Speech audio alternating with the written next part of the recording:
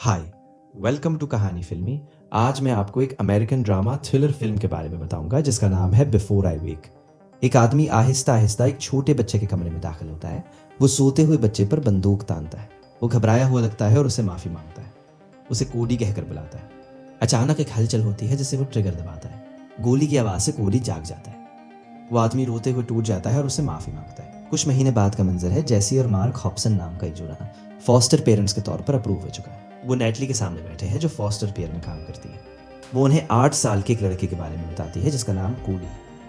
कोडी के बाप ने कभी साथ नहीं दिया और उसकी माँ उस वक्त मर गई जब वो सिर्फ 3 साल का था। कोडी को फॉस्टर केयर सिस्टम में बहुत अच्छे तजुर्बे नहीं मिले। उसके पहले फॉस्टर पेरेंट्स ने उसे छोड़ दिया था और वो तकरीबन 1 महीने तक अकेला रहा जब तक उसे बचाया नहीं गया। उसे सोने में दिक्कत होती है लेकिन वो मजबूत और होशियार है। नेटली सोचती है कि वो हॉब्सन्स के लिए बिल्कुल सही बच्चा है। अपने लिए बिल्कुल सही बच्चा ढूंढकर वो जोड़ा उस दिन खुशी खुशी घर वापस आता है। इनका छोटा बेटा शॉन बाथरूम के बाथटब में डूबकर हादसाती तौर पर मर गया था। इस बात का इस जोड़े पर बहुत गहरा असर पड़ा था, लेकिन अब वो अपने खानदान में नए फर्द को खुशामदीद कहने के लिए तैयार है। घर पर वो घर को कोडी के लिए सजाते हैं। मार्क दीवारों से शॉन की हर तस्वीर उतार लेता है और सिर्फ उनकी फैमिली पिक्चर छोड़ता है। वो बाथटब के पास दीवार पर एक इजाफी हैंडल भी लगाता है। उस दिन बाद में जैसी अपने सेल्फ हेल्प ग्रुप को कोडी को फॉस्टर करने के फैसले के बारे में बताती है। वहाँ सब उसके लिए खुश है। जैसी को शॉन को मौत के बाद से सोने में मुश्किल होती रही है। अगले दिन वो जोड़ा बेसब्री से कोडी के आने का इंतजार करता है। नेटली की गाड़ी उन पर ड्राइववे में आकर रुकती है और वो कोडी को देखने के लिए दौड़ते हैं।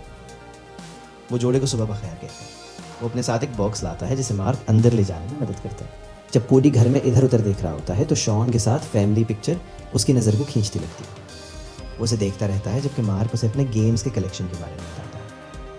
बाद में वो उसे उसके नए कमरे में ले जाते हैं जो उसे बहुत पसंद आता है, खास तौर पर उस पर ततलियों वाला पर्दा। नेटली उन्हें बताती है कि कोडी का शौक ततलियां जमा करना है। उस रात बाद में वो जोड़ा कोडी को सोने के लिए बताता है, लेकिन उनके जाने के बाद कोडी उठकर बैठ जाता है और वो बॉक्स खोलता है जो वो अपने साथ लाया था। अंदर एक सोडा का कैन और ततलियों की एक किताब। वो सोडा पीता है और कंबल के नीचे टॉर्च लाइट से किताब पढ़ने लगता है। वो बिल्कुल नहीं सोता। अगला दिन स्कूल में उसका पहला दिन। उस दिन स्कूल में कोडी की एनी से मुलाकात होती है और वो उससे दोस्ती कर लेता है। जैसी उस दिन कोडी के कपड़े तह कर रही होती है जब उसे उसका सीक्रेट बॉक्स मिलता है। अंदर उसकी ततलियों की किताब, कई सोडा के कैन और स्टिमुलेंट्स की एक बोतल है। जब वो रात को उसे सोने के लिए लिटाती है तो वो उससे बॉक्स के बारे में पूछती है। उसके मुताबिक स्टिमुलेंट्स और सोडा के कैन उसे ना सोने में मदद करने के लिए। वो ये भी बताता है कि जब वो सो जाता है तो कैंकर मैन आता है। ये सोचकर कि बच्चे को बस बुरे ख्वाब आते हैं, जैसी उसे नज़रअंदाज कर देती है। वो उसे बताती है कि वो आदमी थोड़े वक्त में चला जाएगा, लेकिन कोडी का मानना है कि कैंकरमैन ने उसकी माँ को खा लिया और वो हमेशा उसके साथ रहता है। जैसी उसे सुलाकर उनके लिविंग रूम में मार्क के पास जाती है। उसे कोडी के बॉक्स देखने का अफसोस होता है। इसे लगता है कि उसने उसकी प्राइवेसी में दखल दिया है, लेकिन मार्क उसे यकीन दिलाता है कि ये उसकी भलाई के लिए। कुछ देर बाद वो मिलकर एक मूवी देख रहे होते हैं। फिर अचानक कई ततलियां कमरे में उड़ाती हैं। वो होलोग्राफिक लगती है। ये जोड़ा इतनी ततलियां एक साथ देखकर हैरान रह जाता है। मार्क एक को कोडी के लिए जार में बंद कर लेता है, जबकि जैसी खिड़कियां बंद करती है। जैसे ही खिड़कियां बंद होती है सारी ततलियां गायब हो जाती हैं। वो जोड़ा हैरान रह जाता है। जैसी को उस रात सोने में मुश्किल होती है। वो किचन में नीचे जाती है जहाँ उसे एक अजीब सी आवाज़ सुनाई देती है। वो चारों तरफ देखती है कि कोई घुस आया तो। अचानक अंधेरे लिविंग रूम में शॉन नजर आता है। जैसी हक्का बक्का रह जाती है। इसके हाथ से एक गिलास गिरकर टूट जाता है। जब वो दोबारा ऊपर देखती है तो शॉन गायब हो चुका होता है। वो कोडी को चेक करने उसके कमरे में जाती है। वो सुकून से सोया होता है। अगले दिन जैसी दोबारा सेल्फ हेल्प ग्रुप में होती है। वो उन्हें शॉन को देखने के बारे में बताती है। उसके मुताबिक शॉन कोडी से रिप्लेस होने पर नाराज लगता है। उस दिन बाद में मार्क देखता है कि कोडी शॉन के साथ उनकी फैमिली पिक्चर को गौर से देख रहा है। उस जोड़े से शॉन के बारे में बात करता है। वो प्यार से कोडी के सब सवालों के जवाब देते हैं। रात को ततलियां दोबारा आती है। वो इधर उधर देख रहे होते हैं कि अचानक शॉन कमरे में नमूदार होता है। उसने वही कपड़े पहने होते हैं जो फैमिली पिक्चर में थे। ये जोड़ा बहुत हैरान हो जाता है। वो उसे छूने के लिए आगे बढ़ते हैं। जब वो छूते हैं तो उन्हें एहसास होता है कि वो वाकई हकीकी है, लेकिन शॉन अचानक गायब हो जाता है। इसी वक्त हम देखते हैं कि कोडी जाग जाता है। वो नीचे आता है और उस जोड़े से माफ़ी मांगता है। अगले दिन नाश्ते का माहौल अजीब सा होता है। जैसी और मार्क को समझ नहीं आती क्या कहे। वो अभी भी सदमे में, लेकिन वो मानते हैं कि शॉन के नमूदार होने का कोडी से कोई ताल्लुक है। कोडी उन्हें किसी बात के लिए माफ़ी मांगता है। बाद में जब कोडी स्कूल से वापस आता है तो वो ख़ानदान मिलकर शॉन की वीडियोस देखता है। ये क्रिसमस की वीडियो है और तीनों उसमें बहुत खुश नजर आते हैं। उस रात कोडी के सो जाने के बाद मार्क और जेसी लिविंग रूम में बैठे रहते हैं। अचानक कमरे में क्रिसमस लाइट्स जल उठती हैं। और एक क्रिसमस ट्री भी नमूदार हो जाती है। तभी शॉन उन कपड़ों में नमूदार होता है जो उसने वीडियो में पहनी हुई थी। वीडियो जिंदा हो गई। मार्क और जेसी बेजुबान रह जाते हैं। उन्हें आखिरकार समझ आती है कि कोडी को एक सुपर नेचुरल ताकत मिली। उसके सब ख्वाब उस वक्त हकीकत बन जाते हैं जब वो सोता है, लेकिन जब वो जागता है तो ख्वाब गायब हो जाता है। अगले दिन कोडी एक आदमी की शक्ल बनाता है और उस पर लाइनें खींचने लगता है। वो एनी को बताता है कि ये कैंकर मैन है। कभी कभी जब कोडी उस पर लाइनें खींचता है तो उससे वो आदमी दूर रहता है। जैसी शॉन की तस्वीरें वापस लगा देती है ताकि कोडी उन्हें देख सके। वो अपने मरे हुए बेटे से दोबारा मिलना चाहती है, लेकिन मार्क को ये ख्याल पसंद नहीं आता। वो जेसी पर इल्ज़ाम लगाता है कि वो अपनी ख्वाहिशात पूरी करने के लिए कोडी को इस्तेमाल कर रही है, लेकिन जेसी इसरार करती है कि कोडी ही वाहिद है जो उन्हें ठीक होने में मदद कर सकता है। नाराज़ होकर मार्क तस्वीरें हटा देता है। अगले दिन कोडी स्कूल में एक जार में बंद तितली लेकर जाता है, लेकिन उसका बुली टेट उसे तोड़ देता है। कोडी कैंकर मैन के डर से रात भर जागता रहा है, इसलिए वो क्लास में तकरीबन सो जाता है। दोपहर के खाने के वक्त वो थोड़ी देर के लिए क्लास में आराम करने की इजाज़त लेता है। वहाँ अकेला होता है जब वो सो जाता है। कोडी कैंकर मैन का ख्वाब देखता है। कोडी की ताकत एक लानत भी। इसके ख्वाबों के साथ साथ उसके डरावने ख्वाब भी सच्चे हो जाते हैं। जब कोडी सोता है तो उसका बुली क्लासरूम में दाखिल होता है और कैंकर मैन का सामना करता है। एनी देखती है कि कैंकर मैन टेट होने लगा है और डर से चीखती है।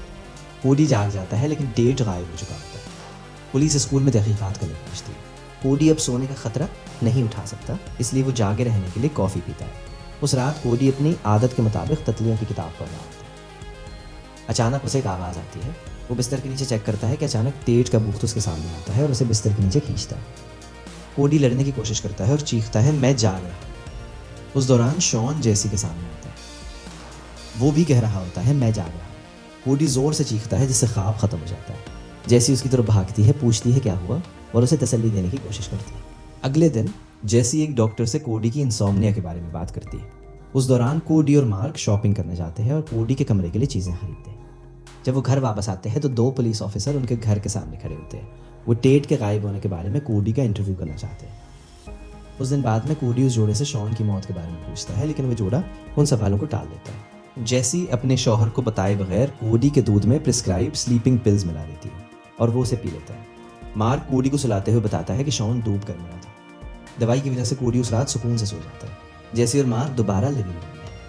कुछ देर बाद शॉन उनके सामने आता है, लेकिन वो शैतानी लगता है और पानी उगलता है। मार्क कोडी को जगाने के लिए भागता है, लेकिन वो जाग नहीं सकता दवाई की वजह से। जल्द ही ख्वाब नाइटमेयर में बदल जाता है। जेसी के सामने लिविंग रूम में एक कैंकर मैन आता है। वो कोडी के कमरे में भागती है और दरवाज़ा बंद कर लेती है। मार्क परेशान होता है कि कोडी नहीं जाग रहा। तभी जेसी एतराफ़ करती है कि उसने उसे दवाई दी थी। वो खौफ से देखती है जब कैंकर मैन मार्क को निकल लेती है। अचानक वो बेहोश हो जाती है। वो सुबह को कोडी के 911 पर कॉल करने से जागती है। मार्क कहीं नहीं आता, जैसे वो हवा में गायब हो गया। पुलिस आती है और जेसी पर बच्चे को दवाई देने का इल्ज़ाम लगाती है। वो मानते हैं कि जेसी और मार्क कोडी के साथ बदसलूकी कर रहे हैं, इसलिए वो उसे ले जाते हैं। जबकि जेसी रोते हुए उन्हें रोकने की इल्तिजा करती है। जेसी फिर नेटली के पास जाती है, लेकिन वो भी उस पर बच्चे के साथ बदसलूकी का इल्ज़ाम लगाती है और उसे जाने को कहती है। लेकिन जेसी उसकी मेज़ पर कोडी की फाइल देखती है और उसे चुराने में कामयाब हो जाती है। फाइल के जरिए उसे विलन यंग नाम के एक आदमी के बारे में पता चलता है। वो उस दूसरे खानदान का बाप है जिसने कोडी को फॉस्टर किया था। वो उससे मिलने जाती है। यंग उसे बताता है कि उसने और उसकी बीवी ने 15 महीने कोडी को फॉस्टर किया, उससे पहले कि उसके ख्वाब ने उसकी बीवी को भी निकल लिया। वो कोडी पर इतना गुस्सा हुआ कि उसने तकरीबन उसे मार दिया। ये वही मंजर है जो हमने फिल्म के शुरू में देखा था। फिर वो जेसी से कहता है कि कोडी को मार दे ताकि उसके नाइटमेयर्स का कोई और शिकार न बने, लेकिन जेसी इनकार कर देती है। फाइल से उसे कोडी की माँ की मालूमात और उसके हस्पताल की रिपोर्ट्स भी मिलती है। वो हस्पताल जाने और मज़ीद तहकीकात करने का फैसला करती है। हस्पताल उसे उसकी माँ की बिलोंगिंग्स देता है। उसमें तितली की शक्ल का एक तकिया और उसकी डायरी और रिपोर्ट्स पढ़कर जेसी को कैंकर मैन के वजूद का राज पता चलता है। वो फिर तकिया लेकर उस ऑर्फनेज में जाती है जहाँ कोडी रह रहा है। कोडी कई रातों से नहीं सोया, इसलिए उसके केयर टेकर्स उसके बारे में फिक्रमंद हैं। कैंकर मैन के बारे में अनजान वो उसे सोने में मदद के लिए ट्रैंक्विलाइजर देता है। कोडी उस रात भी उस आदमी का ख्वाब देखता है। जब जेसी इमारत में दाखिल होती है तो वो हर कमरे में डरावने ख्वाब देखती है। पहले वो काले पतंगों की भीड़ से भर जाती है। वो एक डरावनी औरत को कोडी का सर मड़ोते देखती है। आखिर में वो मार्क को अपने सामने आते देखती है। डर कर वो उस कमरे का दरवाज़ा बंद कर लेती है। वो आखिरकार कोडी के कमरे तक पहुंचती है। कैंकर मैन उस पर हमला करने के लिए उसकी तरफ दौड़ता है, लेकिन भागने की बजाय वो उसे ततली वाला तकिया दिखाती है। कैंकर मैन उसे देखकर रुक जाता है। जेसी आहिस्ता आहिस्ता उस आदमी को गले लगाती है। जैसे ही वो ऐसा करती है वो आदमी कोडी को बदल जाता है, जो फिर गायब हो जाता है। जैसी सोते हुए कोडी को उठाती है और बाहर ले जाती है। नेटली को कैंकरमैन ने मिला था और वो वापस जिंदा हो जाती है। वो जैसी को उसे ले जाते देखती है लेकिन जाने देती। वो हॉल में कई खूबसूरत ततलियाँ उड़ती देखते हैं। उसका नाइटमेयर एक जादुई हार में बदल गया। अगले दिन जैसी कोडी को बताती है कि उसकी माँ का नाम एंड्रिया था और वो पैंक्रेटिक कैंसर से मरी थी। एंड्रिया को उस वक्त कोडी के गिफ्ट का पता चल गया था जब वो छोटा था। उन्होंने उसे अपनी डायरी में लिखा था। लेकिन जब कोडी सिर्फ 3 साल का था, एंड्रिया को कैंसर हो गया था। कोडी ने अपनी माँ को मौत के दहाने पर कैंसर से लड़ते हुए देखा था। उस वक्त वो दुबली पतली और गुंजी थी। चूंकि वो उसे पहचानने के लिए बहुत छोटा था, उसके छोटे जहन ने सोच लिया कि ये कैंकरमैन है। उसे बताया गया था कि कैंसर में उसकी माँ हो गई है। वक्त के साथ उसने कैंकरमैन का तस्वुर बना लिया। इसी से उसके नाइटमेयर शुरू हुए। अब जब कोडी को पता है कि कैंकरमैन हकीकत नहीं है, जैसी मानती है कि वो नाइटमेयर वापस नहीं आया। लेकिन मार्क और दूसरे लोग जिन्हें कैंकरमैन ने मिला था वो अभी वापस नहीं आए। जैसी मानती है कि जब कोडी अपनी ताकत को कंट्रोल करना सीखेगा तो शायद उनके वापस आने की उम्मीद है। कोडी जैसी का शुक्रिया अदा करता है कि वो उसे घर लाई और उसे माँ कहता है। वो अपने जादुई गिफ्ट को कंट्रोल करना सीखने लगता है। ऐसी मजीद वीडियोस के लिए सब्सक्राइब करें, नोटिफिकेशन ऑन करें और चैनल की मदद के लिए लाइक करें। देखने का शुक्रिया।